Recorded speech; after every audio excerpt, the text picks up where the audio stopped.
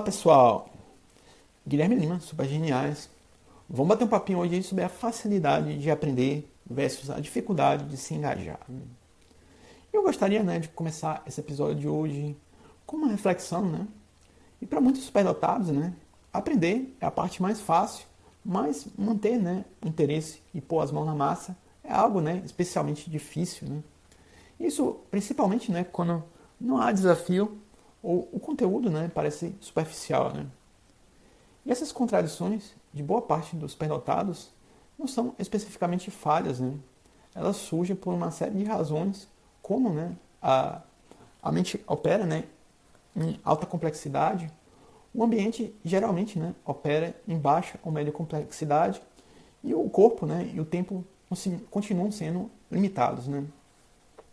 E eu gostaria, de compartilhar um insight importante,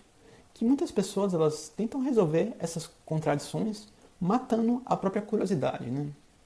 E a pessoa muitas vezes, somente está pensando, em termos de 8 ou 80, ou seja, já que a pessoa, ela se vê forçada a trabalhar, ela acha, que deve desistir da sua própria curiosidade e seguir, a sua vida.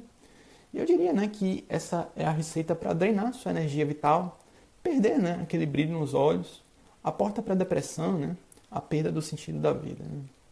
E na prática, o desenvolvimento mais saudável da dificuldade de se engajar é justamente aprender, a gerenciar a atenção e não eliminar, essa atenção completamente, E eu diria, que não é preciso abandonar sonhos, os estudos, mas é importante, definir mais claramente o momento, de pôr as mãos na massa e os momentos de aprender, E para os superdotados, buscar conciliar essas duas coisas em uma só coisa pode ser, bastante interessante,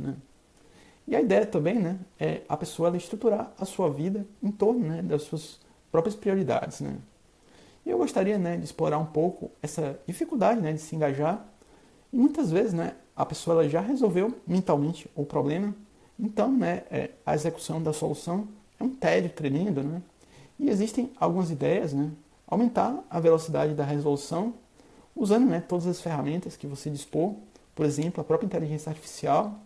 Uma outra ideia é buscar, criar autorrecompensas por tarefas, partes de tarefas concluídas. E também, tem ainda a ideia de usar, de blocos curtos, de pausa e lazer. Uma técnica, como a técnica Pomodoro, que a pessoa trabalha uma parte do tempo e fica uma parte do tempo para lazer, E também, a ideia de ter projetos em paralelo, que você pode, trocar de projeto quando der tédio, E também, existe a ideia de delegar ou ainda automatizar a questão, Então, pessoal, era tudo que eu tinha para dizer por hoje. Forte abraço. Tchau, tchau.